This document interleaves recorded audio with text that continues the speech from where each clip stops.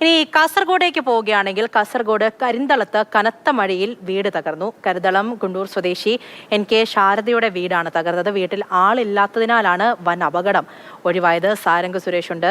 സാരംഗ്, എപ്പോഴായിരുന്നു സംഭവം? ശരിക്കും ഈ മഴ അത്ര ശക്തമായിട്ടുണ്ടോ എന്ന് എനിക്കറിയില്ല, കാരണം അവിടെ അത്ര അലേർട്ടൊന്നും നൽകിയിട്ടില്ല. എന്നിട്ടും എന്താണ് ഇങ്ങനെ സംഭവിച്ചത്?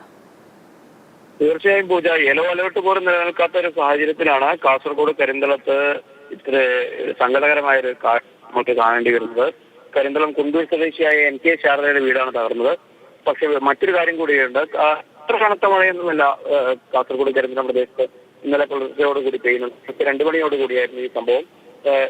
കുറച്ച് നാളുകളായി വീടിന് ബലം പോരാത്തതിനാൽ വീട്ടുകാരൊക്കെ തന്നെ മറ്റൊരു വീട്ടിലായിരുന്നു താമസം. അതുകൊണ്ട് തന്നെ ആളപായം ഉണ്ടായില്ലാത്തത് ഏറെ ആശ്വാസകരമായ ഒരു വാർത്തയാണ്.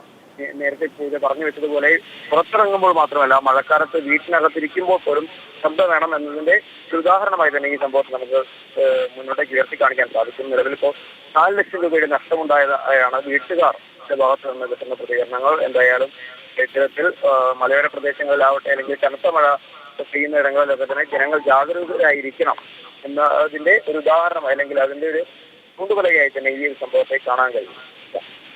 ശരി, സാരംഗാണ് വിവരങ്ങൾ നൽകിയത്.